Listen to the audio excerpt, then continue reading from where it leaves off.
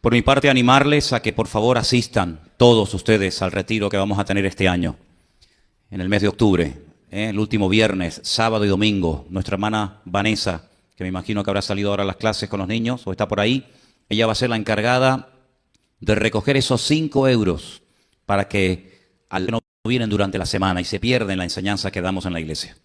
Entonces, quiero simplemente decirles que en cualquier momento, los cultos de los jueves, los cultos de los domingos por la tarde, se graban y quedan ahí durante un tiempo, no sé cuánto, pero ahí quedan durante un tiempo almacenados en el canal que tenemos de YouTube y en Facebook también, para que ustedes lo puedan ver en cualquier momento. Incluso, a veces me han dicho hermanos que no, yo estuve el culto del jueves, escuché la enseñanza, estuve el culto del domingo, pero quiero volver a escuchar, quiero volver a repasar, quiero volver a tomar algún apunte que no pude tomar ese día. Pues ahí están siempre, ¿de acuerdo? El jueves hablamos acerca de la importancia de no perder el equilibrio, de no perder la paz, de no perder la confianza en nuestro Dios. Que, hermanos, vamos a oír cada vez noticias desagradables y vamos a escuchar cada vez cosas terribles de injusticias, de guerras y rumores de guerras, pero todo esto, yo dije el jueves, que es lo que el Señor ya nos dijo en su palabra, que esto es el principio nada más. Esto no ha hecho más que empezar, ¿sabe? No se asuste, no se asuste, esto no ha hecho más que empezar. Y dice que es el principio de dolores. ¿Qué les voy a decir yo a ustedes, hermanas, de los dolores de parto? Yo hablo desde la más absoluta teoría, pero usted sabe que cuando empiezan los dolores ya no hay marcha atrás, ya no hay marcha atrás, ya no te va a doler cada vez menos, cada vez va a doler más hasta que nace el que tiene que nacer. Bueno, pues la tierra está ya gimiendo con dolores de parto. Todas estas son las señales proféticas que el Señor nos ha dicho en su palabra durante muchísimo tiempo que iban a ocurrir en la naturaleza, en lo político, en lo familiar, en lo económico, en todas las áreas habidas y por haber van a haber cambios. Estamos en plena revolución espiritual. En los últimos tiempos vamos a escuchar cosas tremendas, donde a lo bueno lo presentarán como malo, a lo malo como bueno, ¿verdad? A lo dulce como salado, a lo salado como dulce. Lo que antes era una barbaridad, incluso pensarlo o mencionarlo, hoy en día es lo normal, ¿verdad? A veces uno se puede llegar a sentir, permítame la expresión, como bicho raro, ¿verdad? Pero no pierdan la paz. Nuestra fuente de información, ¿cuál es? ¿Qué dijimos el jueves? Nuestra fuente de información son las Sagradas Escrituras, es la palabra de Dios, ¿verdad? Entonces, sí, uno ve las noticias, uno ve la televisión, uno escucha cualquier tertulia o lee los periódicos, pero nuestra fe y nuestra confianza, nuestra mirada está puesta en el Señor Jesucristo. Si habéis resucitado con Cristo, decía o dice Colosenses capítulo 3, poner la mira. ¿Dónde? En las cosas de arriba, no en las de la tierra, poner la mira en las cosas de Dios, porque de esa manera vas a poder dormir tranquilo, no vas a tener que estar dependiendo de pastillas ni de ansiolíticos, sino vas a depender de la paz. En paz me acostaré y asimismo dormiré, porque solo tú, Señor, me haces vivir confiado. No es una oración de un niño pequeño, es la oración, es la proclamación de fe, la declaración de fe del creyente que sabe en quién ha creído. Pase lo que pase, venga lo que vengan, digan lo que digan, nosotros tenemos nuestra confianza puesta en el Señor. Dios no ha perdido el control, Él está sentado en su trono, todo está saliendo según lo establecido por el Señor. Él no ha perdido el control, la naturaleza no se ha salido de madre haciendo lo que le da la gana, sino que la misma creación está sujeta al Creador, ¿verdad? Y esas leyes naturales, esas leyes físicas, etcétera, todo eso está bajo el control del Señor. Hay cosas que entendemos, cosas que no entendemos, pero indistintamente, estemos a favor, estemos en contra, lo entendamos o no, nuestro Dios no obra jamás bajo la perspectiva nuestra, a veces de la injusticia, de, oye, ¿por qué pasó esto? Nuestro Dios es un Dios justo. ¿Cuántos dicen amén? En Él no hay sombra de variación. Él sabe lo que hace. Él no ha perdido el control. Él no está cansado, Él no está desanimado, Él no está desfasado, sino que Él sigue siendo el mismo Dios de siempre. Y nos dice a través de su palabra que confiemos en Él hasta la muerte. Amén, hermanos, hasta la muerte. De todo eso estuvimos hablando, Dios mediante, el día jueves, para los que no estuvieron aquí. Hoy quiero llevarles nuevamente a la lectura que aquí se leyó, que les recuerdo que era en Primera de Juan, capítulo 4, donde hay un mandato que el Señor nos da ahí, muy interesante, y que hay que tenerlo muy en cuenta. Hay que tenerlo presente, sobre todo en estos tiempos en los cuales vivimos. Si ustedes se dan cuenta, en el capítulo 4 de Primera de Juan, en 3 ocasiones aparece la expresión amados. La pueden ver en el versículo 1, amados. En el versículo 7, amados. Y en el versículo 11, nuevamente, él utiliza esta expresión, amados.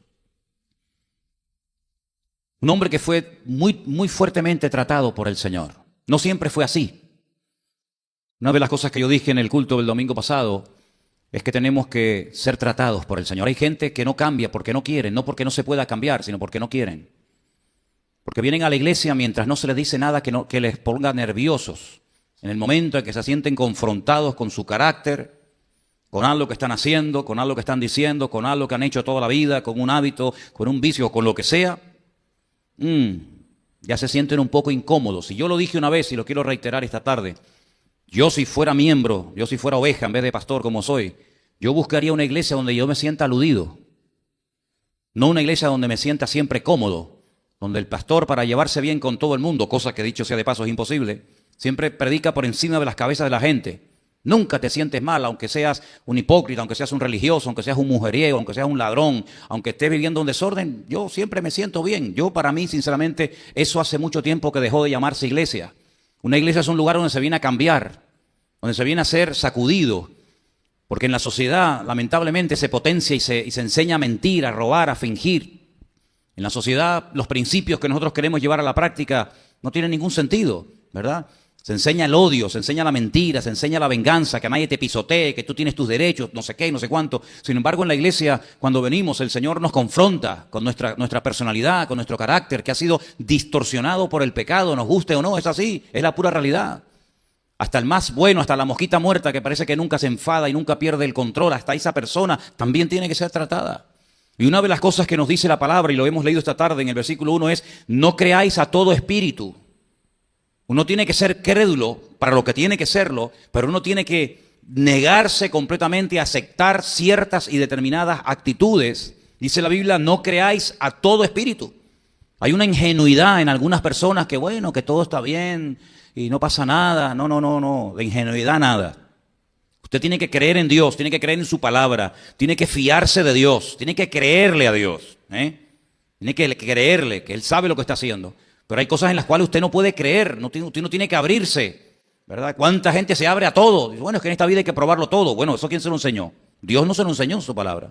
Dios no dice en la Biblia hay que probarlo todo. No, eso no dice la Biblia.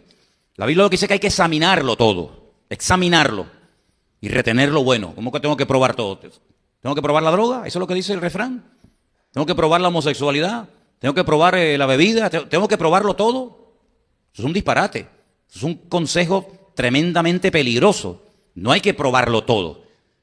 Y la Biblia dice que hay que probar, dice aquí versículo 1, ¿lo veis? Probar los espíritus. ¿Y por qué? Dice, para ver si son de Dios. Porque muchos falsos profetas han salido por el mundo. Falsos predicadores, personas que crean falsas expectativas, falsas ilusiones en la gente. Gente que se agarra a una palabra que alguien les dio, una supuesta profecía, y comienzan a tomar decisiones familiares, laborales, económicas, espirituales, porque alguien les dijo no sé qué, y comienzas a hacerte ilusiones y castillos en el aire, esperando que algo cambie o algo que ocurra, que a lo mejor nunca va a ocurrir. Y a veces esas personas que vienen con esos falsos mensajes vienen disfrazados de pastores. Y algunos de apóstoles y otros de profetas, me da exactamente igual. Mi obligación y nuestro deber como creyente es no creer a cualquier espíritu, sino probar los espíritus para ver si verdaderamente lo que este hombre dice y enseña es de Dios o no es de Dios. Hay gente que se traga todo, el camello, la aguja, todo, se lo traga todo. No, Señor, no hay que decir amén a todo. ¿Amén? No diga amén a todo, porque amén significa estoy de acuerdo. Apoyo, avalo, respaldo lo que este hombre está diciendo.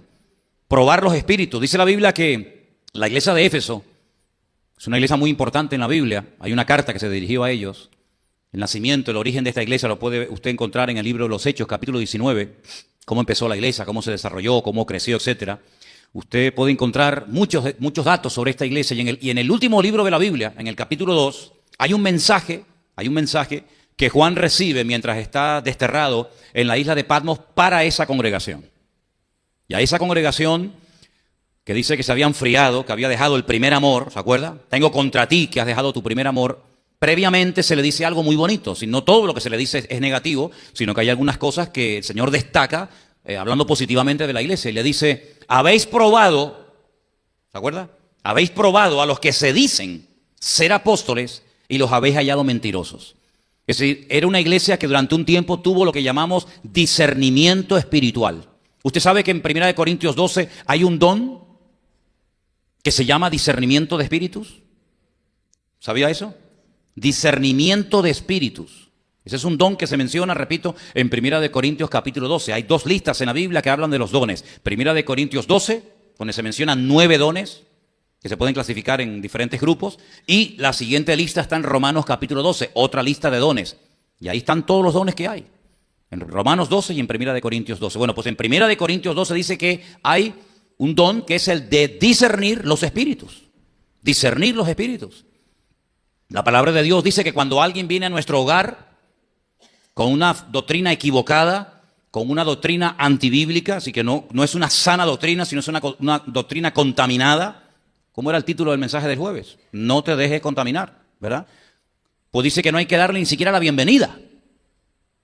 No hay que darle la bienvenida, porque si usted abre su casa y le da la bienvenida a una persona que viene con una doctrina antibíblica, usted se hace copartícipe de esa falsa enseñanza. Entonces hay que ser selectivos, no idiotas ni ingenuos. Hay que ser selectivos, es decir, todo me es lícito, pero no todo conviene. Hay cosas que mejor ni probarlas ni acercarse. Cuanto más lejos, mejor. Cuanto más lejos, mejor. Bueno, pues dice aquí que tenemos que probar los espíritus. Y yo busqué qué significa la palabra probar. Y como usted sabe bien, el Nuevo Testamento fue escrito en griego. Y la palabra que se emplea del griego para hablar de probar es dokimazo. Y tiene que ver con un término que se utilizaba en la metalurgia para determinar la pureza de los metales. Usted sabe que no todo lo que brilla es oro. Cuando usted cree que tiene algo de oro, antes de que le paguen, antes de que le digan esto tiene tanto valor, pues se comprueba, ¿no? Si es oro o no es oro, si es plata o no es plata, si es bueno o es malo. Siempre hay que comprobarlo.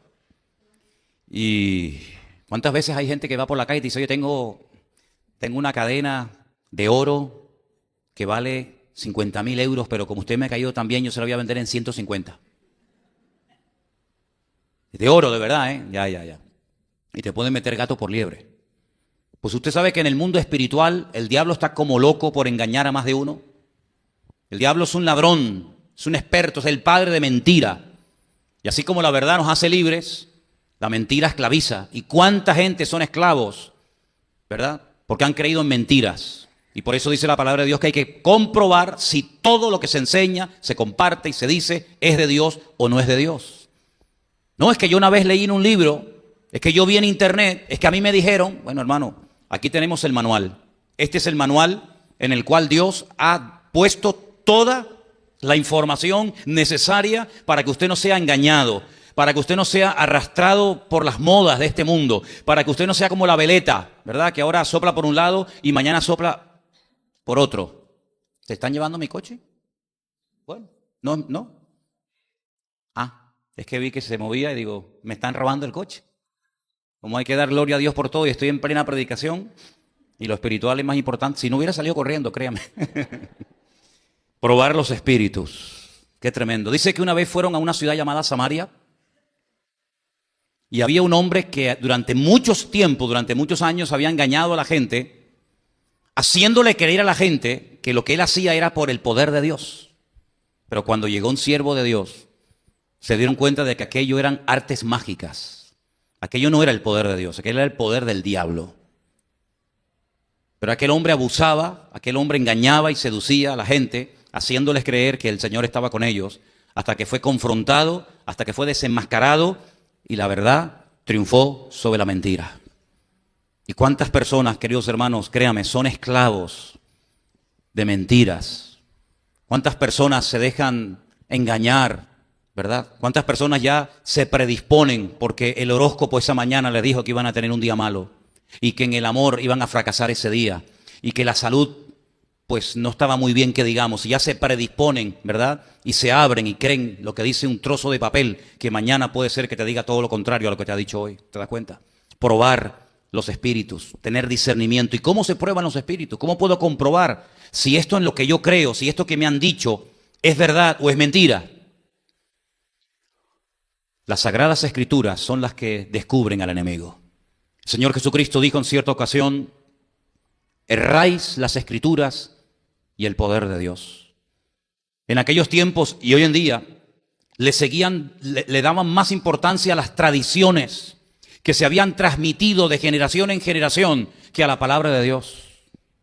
Y cuando una persona se agarra a una tradición, en vez de a la palabra de Dios, se convierte en un esclavo. ¿Cuántas fiestas donde se derrama sangre, donde se hacen auténticas barbaridades, cuando se entrevista a la gente de ese pueblo, de esa ciudad o de ese país o lo que sea, y le preguntan, pero ustedes ¿por qué hacen esto? Si esto es una barbaridad, esto es un salvajismo. Esto es increíble que un ser humano haga esto en pleno siglo XXI. Y te dicen, es que esto es una tradición que hemos mantenido en este pueblo por toda la vida. Y uno dice, bueno, ¿y qué tiene que ver? También era costumbre en este país quemar a la gente viva y hacer una reunión pública donde todo el mundo venía. Vamos a volver otra vez a esas costumbres. Vamos a evolucionar, vamos adelante o vamos hacia atrás. Bueno, yo creo que en algunos aspectos el hombre está peor que nunca. Más embrutecido y más ciego que nunca. ¿Por qué? Porque le ha dado las espaldas a la Escritura, a la palabra del Señor, que es la que revela la verdad y confronta la mentira. ¿Cuántas personas antes de jugar un partido de fútbol se tienen que persignar 3 veces? ¿Y por qué no 5? ¿Por qué no 1? Bueno, pues porque seguramente alguien le habrá dicho, padre, la madre, el abuelo, sabe Dios quién, o lo vieron de otra persona que para que no te partan las canillas y para que tengas un buen partido y marques muchos goles, te tienes que persignar 3 veces. Pero lo que él no sabe es que el del otro equipo también se persignó 3 veces. Entonces, si vas a tirar un penalti y te persignas 3 veces y el portero se persignó 3 veces, ¿a quién ayuda a Dios? ¿Al portero o al delantero que va a tirar el partido, el gol? Ay, amigo, es un problema, ¿verdad? ¿Cuántas personas son esclavos de supersticiones? ¿Cuántas personas son esclavos de miedos infundados que no tienen ninguna base? ¿O es que Dios no creó animales con piel negra? ¿O todos los animales tienen que ser con piel marrón y amarillita y no sé qué? ¿Los gatos negros son del diablo y los blancos son de Dios? ¿Quién dijo eso? ¿Verdad? ¿Cuántas personas tienen miedo al martes 13? Pero lo que no saben que en otras culturas el martes 13 no existe. Es otro día y otro número. Qué tremendo, ¿verdad? Cómo la gente, a veces por no comprobar a la luz de las Sagradas Escrituras, creen en cosas que no tienen ningún fundamento bíblico. Y cuando usted está creyendo en mentiras, usted se convierte en un auténtico esclavo. Y la Biblia dice probar los espíritus. Ahora, hay tantos espíritus que se mencionan en la palabra de Dios. ¿Se acuerdan que yo les dije que tenía una lista?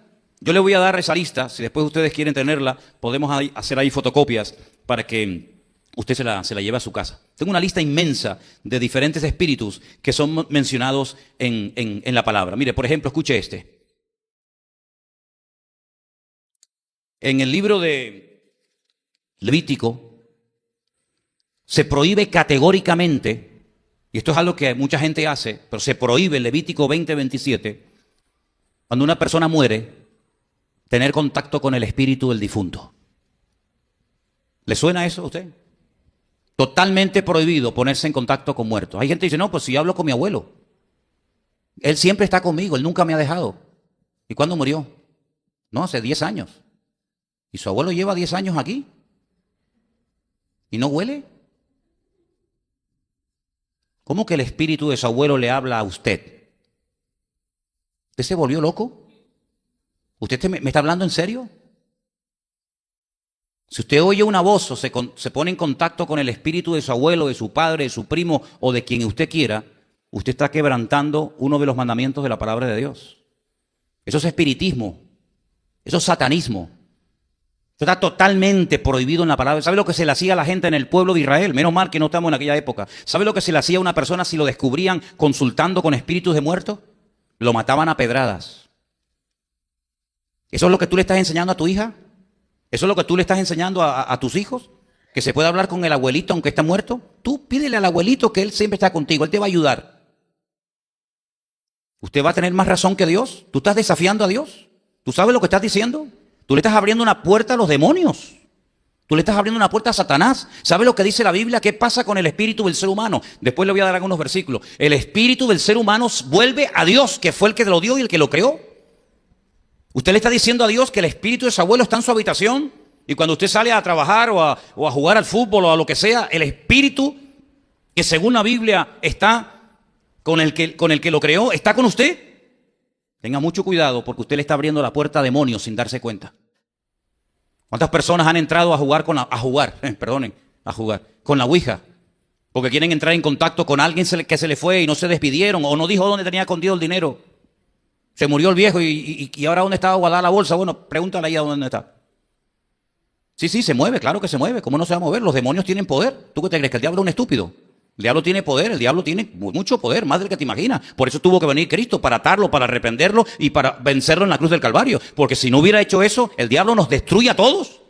Claro que tiene un tremendo poder, pero es un enemigo derrotado y vencido en el nombre de Jesucristo. ¿Cuántos dicen amén?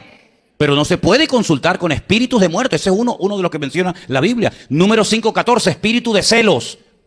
Ay, cuidado, cuidado. Porque hay gente que están siendo destruidos a sí mismos y destruyen a sus maridos y destruyen a sus esposas y destruyen a todo el que se le acerque por los malditos celos. Eso es un espíritu terrible que te hace ver cosas que no existen, que te da rienda suelta a la imaginación, espíritu de celos. Y sabe la Biblia, esto le da tanta importancia que en la Biblia, en Números capítulo 5, había un ritual que se hacía cuando una persona sospechaba porque tenía celos de su esposo, de su marido, porque los celos hacen un daño tremendo. Y si no, estudie usted detenidamente, lea detenidamente la biografía, la vida del rey Saúl. ¿Cuál era uno de los problemas que él tenía? Tenía varios, pero uno de los que tenía, que era un hombre tremendamente celoso. ¿Por qué? Porque el celoso es una persona insegura, tiene una autoestima por el suelo. No cree que su marido le ama, no cree que su esposa le es fiel. Entonces tiene un problema terrible, tiene un problema tremendo en su vida y le está dando lugar, con su debilidad personal, con sus emociones, le está dando lugar a los demonios. Hay uno que se llama espíritu de celos y está ahí mencionado en la Biblia para que usted vea. Deuteronomio 34:9 dice que hay también espíritu de sabiduría. Gloria a Dios. Sabemos que el Espíritu Santo nos da sabiduría, nos da entendimiento, nos da discernimiento, nos da luz, etcétera. Pero 1 Samuel 16 nos habla de que hay espíritus malos. Y Saúl era un hombre que tenía un espíritu malo y lo atormentaba. Le dio la espalda a Dios. Y tenía que venir David de vez en cuando a hacer buena música y cantar y adorar a Dios para que el espíritu malo se apartara de él. Espíritus de mentira. Hay gente que no puede decir verdad aunque quiera. Siempre están mintiendo. ¿Quiere decir que todos los que mienten tienen este espíritu? No, pero tenga mucho cuidado, porque si usted sigue mintiendo y hace de la mentira su personalidad y hace de la mentira su aliado, cuidado, porque usted está dando lugar a espíritus de mentira. Y la mentira ya sabe lo que hace. Dice la Biblia en Isaías capítulo 19, yo después le doy la lista a todos los que quieran. Dice la Biblia que durante mucho tiempo Israel estuvo bajo el espíritu de Egipto. El espíritu de Egipto, que era la idolatría, era el espíritu del mundo, etcétera, etcétera. El espíritu de Egipto. ¿Cuánta gente hoy en día está bajo el espíritu de Egipto? Mire, estamos viviendo en una sociedad que se parece mucho a los tiempos del faraón. El faraón es un hombre que decía, vengan todos los que quieran, aquí hay trabajo, aquí hay agua, aquí hay comida, aquí hay buena vida, vengan todos los que quieran. Y cuando te daba todo, supuestamente, sin ningún esfuerzo, sin ningún sacrificio, todo a cambio de nada, te esclavizaba. Y al final la gente terminó vendiéndose a sí mismo para poder pagar las deudas que habían contraído con el faraón. ¿Se acuerdan cuando los bancos te llamaban a casa aquí en este país, aquí? Te llamaban y te decía, por ser usted un buen cliente, le hemos concedido un crédito de 20.000 euros. Tú decías, ¿a mí? Pues si yo no soy cliente de ustedes. Sí, venga. Y te lo daban. Y te decían, cómprese la casa, pero tiene que ponerle muebles. Y aproveche para comprarse el coche. Y te llamaba el faraón y te daban todo a cambio de nada. ¿Cuántos cientos, cuántos miles de personas lo han perdido todo? Porque le creyeron al faraón, al espíritu del mundo, que siempre sale con la suya. Hay un espíritu en Isaías 19 que es el espíritu de vértigo. ¿Qué le parece? Dios dice, hay ciertos y determinados pecados, ciertas y determinadas rebeliones que el Señor dice, si lo cometes y lo haces, te mandaré espíritu de vértigo para que no puedas tener estabilidad física, espiritual y emocional en tu vida, para que te caigas por todos lados. Espíritu de vértigo. Eso está en la Biblia también. Más. Espíritu de sueño, ese lo tiene mucho. Ese abunda. El espíritu no se despierta. Hay algunos que se despiertan para comer y volverse a acostar, para que no se le haga tarde para la siesta. Espíritu de sueño. Generalmente la gente que está deprimida, desanimada, que no tiene ganas de nada, le entran muchas ganas de dormir porque no quieren enfrentar la realidad. Y siempre están durmiendo y se tapan porque piensan que de esa manera los problemas se solucionan. Espíritu de sueño. Hay una persona en la Biblia que recibe una orden un tanto extraña. Le dice el Señor al profeta Oseas, ve y cásate con una gentil, con una pagana que ejerce la prostitución. Eso era algo tremendo. Esa mujer se llamaba Gomer. Ten hijos con ella, ámala, porque tu vida va a ser un reflejo de la realidad espiritual de la nación. La nación ha sido infiel, la nación ha caído en lo más bajo, y yo quiero que cuando te vean a ti, que tu matrimonio, que tu familia, que tu vida privada, sea como un reflejo de lo que es la vida pública de ellos. Y dice que él va y compra una mujer de la vida, una mujer que ejerce la prostitución, se casa, la llega a amar, tiene hijos con ella, pero una noche ella se levanta y lo abandona y se va con sus antiguos amantes. Y el Señor le dice, levántate, ve tras de ella y vuelve a amarla y vuelve a tener relaciones con ella y vuelve otra vez a aceptarla como tu esposa. Cuando él va y la encuentra en una subasta pública, totalmente desnuda. Es una esclava. Y el Señor le dice, cómprala y ámala otra vez. Es decir, todo lo que tú estás haciendo por esta mujer es lo que yo llevo siglos y siglos y siglos haciendo por ustedes. Yo les he amado, les he perdonado, les he dado tierra, les he dado agua, les he dado comida, les he dado de todo. Y ustedes siempre se van con sus antiguos dioses, con sus antiguos amantes, espiritualmente hablando. Pero yo vuelvo a amarlos, yo vuelvo a purificarlos, yo vuelvo a limpiarlos. Y es una lección objetiva. La vida del profeta Oseas es tremenda. Y entonces dice que su mujer tenía espíritu de fornicación. Tenía un problema con el área sexual en su vida, como mucha gente tiene. Como muchísima gente tiene un descontrol con ese área de la vida, la parte sexual, que son auténticos esclavos, tanto en hombres como en mujeres, tanto en solteros como en casados, me da exactamente igual. Espíritu de fornicación, o como algunos lo llaman, espíritu de Jezabel, ¿verdad? También se mencionan en la Biblia, en los evangelios, a espíritus inmundos. Incluso dice la Biblia que un día el Señor llegó a reprender a un espíritu inmundo que era sordo, que producía sordera y le impedía a la persona hablar. Dice que era un espíritu sordo y mudo. Y cuando el Señor reprendió y echó fuera el espíritu de esta persona, que está en Lucas capítulo 8, y Mateo 10 y Mateo 12, dice que la persona pudo volver a hablar y la persona pudo volver a oír, porque tenía un espíritu que le causaba esta opresión. Así que hay muchísimos espíritus que se mencionan en la Biblia, pero luego también está el espíritu humano. Dice la Biblia, y lo hemos visto hace ya unas cuantas semanas atrás, que el hombre es espíritu, alma y cuerpo, ¿sí o no?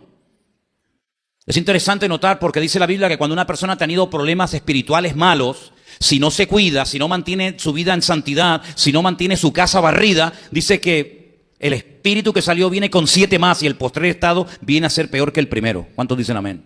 Tremendo, ¿verdad? Ahora, si vamos por ejemplo al principio de la Biblia, nos encontramos por ejemplo que un matrimonio compuesto por Isaac y por Rebeca, dice la Biblia que llegaron a tener su espíritu triste, llegaron a sentir amargura, dolor en su corazón porque vieron a su hijo Esaú casarse con mujeres inconversas, con paganas. Y dice que esto fue amargura y tristeza al espíritu de sus padres. No le traigas tristeza, no traigas marido tristeza nunca a tu hogar. No traigas tristeza a tu marido, mujer. No pongan tristes a vuestros padres, no pongáis triste a vuestros padres, alegrarle el alma, alegrarle la vida a los demás. Porque el espíritu puede llegar a sentirse triste y dice que el espíritu triste seca los huesos. Cuando una persona está triste por dentro, su salud tarde o temprano se resiente. Y dice la Biblia que cuando el espíritu está acongojado, cuando hay una tristeza, una amargura, un dolor constante y permanente por un disgusto que ha venido a través del papá, de la mamá o de los niños o de quien sea, dice la Biblia que al final los huesos se resienten. Eso es lo que dice la palabra. En el libro de Génesis también encontramos que un hombre que estaba triste, un hombre que dice voy a descender al Seol con tristeza, un hombre que perdió la alegría y las ganas de vivir porque su querido hijo José le habían contado la gran mentira, sus propios hijos, de que lo había devorado una fiera y que estaba muerto. Dice que cuando a él le llega la noticia de que José no ha sido muerto, no ha sido despedazado por una fiera, sino que está vivo, y le dicen, papá, sal fuera para que vea, y dice que ve carros enteros y camellos enteros llenos de la riqueza y de la abundancia de Egipto, porque es el regalo que José le hace a su padre. Dice que su espíritu revivió, es decir, la bendición de Dios trae alegría y trae renuevo al alma. ¿Cuántos dicen amén? Gloria a Dios. Cuando Moisés se va a Egipto, después de 40 años en el desierto, y llega y les dice, Dios me ha hablado, tengo buenas noticias, escúcheme. Después de tanto tiempo vamos a salir de aquí. Hay un país que fluye la leche y la miel. Un país que está un poco lejos, pero vamos a salir de aquí. Faraón va a ser humillado, va a ser derrotado. Ustedes no van a estar más tiempo esclavos. Vamos a salir de aquí con poder, vamos a salir de aquí con riqueza, vamos a salir de aquí bendecidos. La gloria de Dios se va a derramar en Egipto. Esto va a cambiar, créanme. Dice que no le hacían caso. No le hacían caso. Porque Éxodo 6:9 dice literalmente que no le escuchaban a causa de la congoja, a causa de la tristeza tan grande que tenían en su alma y en su espíritu. ¿No has encontrado gente así? No has hablado con gente que le hablas de lo que el Señor ha hecho en tu vida. No te has encontrado personas en tu trabajo o en tu misma familia que le hablas acerca de las maravillas y de las grandezas del Señor y como que ni se inmutan porque están ya tan endurecidas sus almas, están tan petrificadas sus conciencias, ¿verdad? Por la tristeza, por la amargura, por el dolor y los palos de la vida, que dice que ya ni escuchan lo que a ti te atrae tanta alegría, a ellos ni les inmuta. Tremendo, ¿verdad? La Biblia nos enseña que nuestro espíritu también se puede transmitir a las personas que nos rodean. Números capítulo 11 dice la Biblia eso. Hay una promesa hermosa en el libro de Job. El libro de Job es un libro extraordinario. Y en el capítulo 10, del 11 al 12, el Señor le promete a Job que a pesar de lo que está pasando, a pesar de las luchas y de las dificultades físicas y espirituales por las cuales está atravesando, el Señor le dice, tranquilo, yo guardaré siempre tu espíritu con la paz del Señor. ¿Cuántos dicen amén? Qué lindo, ¿no? Salmo 51 nos dice que cuando estamos quebrantados en nuestro espíritu, ese quebrantamiento toca el corazón de Dios y hace que Dios se vuelque a nuestro favor y que nos bendiga y nos ayude. Pero también dice la Biblia que ciertos y determinados dolores abaten nuestro espíritu, según Proverbios. Y también la Biblia nos habla acerca de que antes de la caída es la altivez de espíritu. Y la altivez de espíritu significa cuando le das lugar a la soberbia, cuando le das lugar a la arrogancia, a ese espíritu de superioridad, de sentirte superior a los demás. Cuidado con eso, porque es un espíritu que atrapa. Y muchas veces se camufla de nacionalismo, y muchas veces se camufla de equipo de fútbol, y muchas veces se camufla tienes tantos disfraces, ¿verdad? Y cuando le das lugar a la soberbia, ten cuidado porque estás cavando tu propia tumba, querido. Ten mucho cuidado porque antes de la caída, dice la Biblia, y es una promesa, y es una ley del reino de Dios. Así como cuando tiras algo para arriba siempre baja por la ley de la gravedad, hay una ley del reino de Dios que dice que antes de la caída te viene el palo, antes de la caída te viene la soberbia, la arrogancia, el sentirte superior a los demás. Por eso dice la Biblia que una de las cosas que tiene que hacer el justo es afligir su espíritu, humillar su espíritu delante de la presencia del Señor. También nos dice la Biblia que el espíritu dentro del hombre es como una lámpara que lo ilumina. No dice la Biblia, es como un juego de palabras, que el Espíritu de Dios da testimonio a nuestro espíritu de que somos hijos de Dios. Lo has leído, ¿verdad? Versículo tremendo. Ten cuidado porque dice la Biblia que no hay persona más triste y más peligrosa que una persona que espiritualmente hablando no es dueña de su espíritu. Dice que es mejor el hombre que controla su espíritu que el hombre que conquista una ciudad.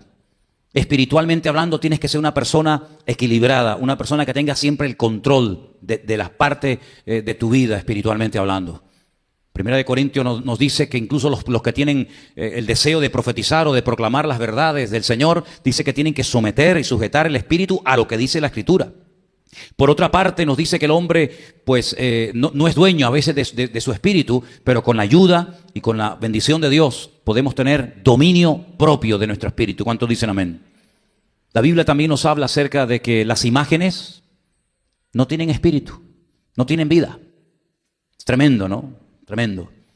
El orgullo es uno de los peores enemigos para nuestro espíritu, porque según el libro de Daniel, el orgullo endurece el espíritu. Daniel dice que se turbó en su espíritu en más de una ocasión cuando tenía un sueño, una visión o recibía una palabra profética y no la entendía. Dice que su espíritu se perturbaba y ¿qué hacía? Oraba.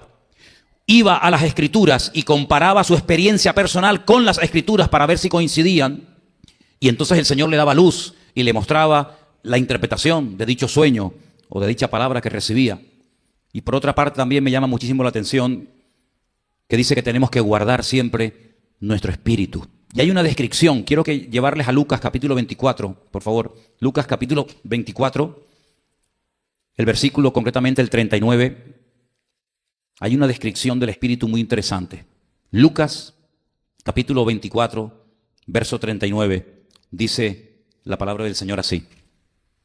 Mirad mis manos y mis pies, que yo mismo soy, palpad y ved, porque un espíritu no tiene carne ni huesos, como vosotros veis que yo tengo. Los discípulos estaban tan desanimados, tan tristes, habían olvidado las promesas de que el Señor iba a resucitar, que cuando lo vieron, ellos decían, no es el Señor, es un espíritu. Es como algo que parece que es Él, pero no es Él. Y el Señor le dice, no, vengan para acá, salgan de la duda, tóquenme, denme de comer. Porque dice, porque un espíritu no tiene ni carne ni tiene huesos, pero ustedes ven que a mí me pueden tocar, yo como, yo camino, yo les puedo tocar a ustedes, ustedes escuchan mi voz, nos podemos abrazar, podemos tener comunión porque no soy un espíritu, no soy producto de la imaginación distorsionada de ustedes, sino soy real, porque el Señor murió y resucitó conforme a las Escrituras. ¿Cuántos dicen amén? Juan capítulo 13 dice que el Señor había momentos que se conmovía en su espíritu, se conmovía en lo más profundo de su ser. Y ustedes pueden ir, si quieren, al Sermón del Monte, donde van a encontrar descripciones buenas, metas buenas para nuestro espíritu en las famosas bienaventuranzas, que son un reflejo, permítame, una radiografía del espíritu, de la personalidad de Cristo, cómo hablaba, cómo vivía, cómo sentía, cómo se comportaba con los demás. Todo eso ustedes lo pueden encontrar. Resumiendo, queridos hermanos, la palabra del Señor nos enseña que somos espíritu, alma y cuerpo. Parece que la parte del cuerpo la tenemos clarísima, por eso nos vestimos, por eso nos lavamos los dientes, por eso nos bañamos, por eso comemos, por eso vamos de un lugar a otro. Eso como que lo tenemos ya más que sabido. Perfecto. Hablamos en su día del alma, hablamos en su día de las enfermedades del alma, ¿se acuerdan? Hablamos acerca de la estructura del alma, de cómo el alma Dios nos la ha puesto en nuestro interior, ¿verdad? Pero también hablamos del espíritu. Ese espíritu que Dios puso en el hombre lo diferencia de la bestia. La Biblia dice que hay alma animal y alma, por así decirlo, humana. El alma es lo que le da vida. En el momento en el que sale el alma, automáticamente se va la vida. Sin embargo, los animales no pueden tener comunión ni relación con Dios, porque tienen alma que les da la vida, tienen un cuerpo que les permite desplazarse y ir de un lugar a otro, pero no tienen un espíritu a través del cual puedan tener comunión con el Creador. Porque no se olviden ustedes que nuestro Dios no es materia, nuestro Dios no se puede pesar, nuestro Dios no se puede medir, nuestro Dios es espíritu, dice la Biblia. Y fue a través de Cristo que nosotros pudimos llegar a conocer la esencia del mismísimo Creador del cielo y de la tierra y de nosotros mismos. Y el mismo Señor Jesucristo, sentado una tarde, cansado del camino, Juan capítulo 4, recuerden la historia, el encuentro de Jesús con la mujer samaritana, le dice, mira mujer, ustedes están adorando aquí porque es lo que ustedes les han enseñado en la época del rey Jeroboam, para que no fueran ustedes a Jerusalén. Él mandó a construir 2 becerros de oro y en aquellos tiempos les inculcó y les enseñó a ustedes que los verdaderos dioses de Israel son estos 2 becerros de oro. Ustedes no tienen que ir a Jerusalén las 3 fiestas anuales al año, sino quédense aquí, porque aquí están vuestros dioses. Y la gente comenzó a adorar y a reverenciar a aquellos dioses, aquellos becerros de oro. Y entonces hay como una división del país, en lo físico y en lo espiritual. Se dividieron. Y ahí vienen los samaritanos. Sin embargo, los judíos, aquellas 2 tribus del sur, la tribu de Benjamín y la tribu de Judá, siguieron yendo al templo a adorar al Dios vivo y verdadero. Y ahora Jesús, que es judío, que viene de Jerusalén, que va rumbo al norte, pero que tiene que pasar obligatoriamente por el centro del país, donde está Samaria, por la ciudad de Sicar, donde está el pozo que Jacob había abierto hacía siglos atrás. Se para en ese pozo y le dice a la mujer samaritana, bien cansado del camino, con un calor abrasador, dame de beber. Y la mujer le dice, ¿cómo tú siendo judío me pides a mí, que soy mujer samaritana, un vaso de agua? Y ahí empieza una conversación interesantísima, buenísima, que no tiene desperdicio. Y le dice, mira mujer, si tú conocieras quién te pide, dame de beber, tú le pedirías a él agua viva. Y ella le dice, bueno, agua viva, ¿qué es agua viva? El agua viva es el agua que entra y sale. No es agua estancada de un pozo. Y le dice la mujer, pero si no tienes ni con qué sacarla, ¿cómo tú me ofreces a mí agua viva? Y Jesús le dijo, mira, si tú bebes de ese agua, tú tendrás que venir mañana a volver a sacar agua. Y tendrás que venir pasado mañana y así toda tu vida. Pero yo tengo un agua que cuando tú la pruebes, nunca más volverás a tener sed. La mujer jamás en su vida había escuchado a nadie que le dijera semejante palabra. Esos términos, agua viva, agua que quita la sed para siempre, nunca la había oído y le dijo, dámela, yo quiero probarla. Y le dijo Jesús, está bien, pero hagamos algo, vete primero y llama a tu marido y dile que venga. Y la mujer le dijo, Señor, es que yo no tengo marido. Pero ahí paró. Y ahora el Señor le dice, veo que no estás tratando de ocultar tu realidad privada. Has dicho bien, no tengo marido, pero yo te digo algo más. Has tenido 5 maridos y el que ahora tienes tampoco es tu marido.